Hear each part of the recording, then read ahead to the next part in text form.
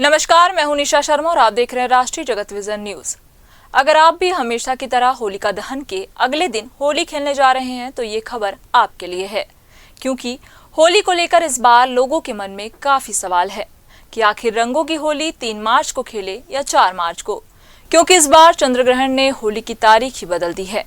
धार्मिक मान्यताओं के अनुसार होलिका दहन हमेशा पूर्णिमा तिथि की रात्रि में किया जाता है। पंचांग के मुताबिक इस साल 2 मार्च की शाम से फागुन पूर्णिमा तिथि शुरू होकर 3 मार्च की शाम तक रहेगी, इसलिए होलिका दहन 2 मार्च की रात को किया जाएगा। इस बार 3 मार्च को चंद्र ग्रहण भी लग रहा है, जो भारत में दिखाई देगा। ग्रहण का समय दोपहर 3:21 से शाम 6:47 तक रहेगा। चूंकि ग्रहण भारत में दिखाई देगा, इसलिए इसका सूतक काल भी मान्य रहेगा।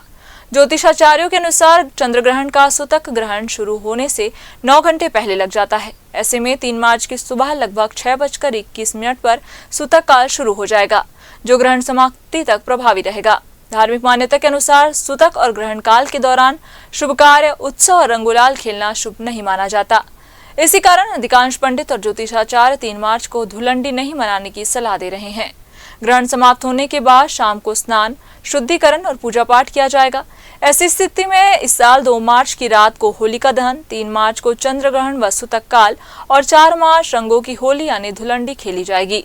धार्मिक जानकारों का कहना है कि ग्रहण के प्रभाव को देखते हुए 4 मार्च को रंगों की होली मनाना अधिक शुभ माना जाएगा और इसलिए इस बार होली पर ग्रहण का संयोग होने से लोगों को पंचांग देखकर ही पर्व मनाने की सलाह दी जा रही है। फिलहाल इस खबर में बस इतना ही। देश प्रदेश की खबरों से अपडेट रहने के लिए हमारे चैनल को सब्सक्राइब करें और नई खबरों की नोटिफिकेशन के लिए बेल आइकन जरूर दबाएं।